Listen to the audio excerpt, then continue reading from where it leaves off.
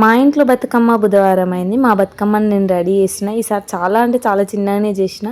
అస్సలు పువ్వే దొరకలేదు. ఇంకా అందుకే చూడండి ఇట్లా బతుకమ్మని చేస్తున్నా. నెక్స్ట్ ఇయర్ బాగా ప్రిపేర్ అయ్యి పెద్దగా చేద్దామని డిసైడ్ అయినా. చూడాలి మరి ఎట్లయితుందో. ఈసారి బతుకమ్మని అయితే అడ్జస్ట్ అయిపోవాలి, ఇంకా తప్పదు. బతుకమ్మ చేసుడు ఒక వంతు అయితే బతుకమ్మ పండుగకి రెడీ అవడు ఇంకొక వంతు. నేనైతే ఈసారి వింటేజ్ స్టైల్లో శారీ ట్రై చేసిన. చూడండి ఎట్లుంది, ఓల్డ్ మోడల్ శారీ. కాకపోతే ఇక్కడ అయిన మిస్టేక్ ఏంటంటే 2 కలర్స్ డార్క్ అయినాయి. ఏదో ఒక కలర్ లైట్ ఉండాల్సింది. సో ఇంక ఇట్లా తప్పలేదు. మా ఊర్లో బతుకమ్మలు చూడండి ఎన్ని బతుకమ్మలు అంటే, ఇవి ఇంకా తక్కువ. బయట చాలా బతుకమ్మలు ఉన్నారు, అవి కూడా చూపిస్తాను. ఫస్ట్ ఇట్లా బతుకమ్మని ఆంజనేయ స్వామి గుడి దగ్గరికి తెచ్చి స్వామివారికి ఎక్కించినట్టు ఇట్లా ముందు పెట్టి, తర్వాత ఇంకా ఇటు చూడాలి కన్నుల పండుగ.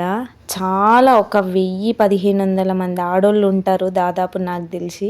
అందరు ఆటలో నిమగ్నం అయిపోయారు, మంచిగా రెడీ అయ్యి వస్తారు. నేను ఇక్కడ చూస్తున్నది నా బాబు కోసం. వాళ్ళు లాస్ట్ ఇయరే ఆగమైపోయిండు, అందుకే ఈ ఇయర్ అన్న జాగ్రత్తగా పట్టుకుందామని చూసి. వీడియో నచ్చితే ప్లీజ్ సబ్స్క్రైబ్.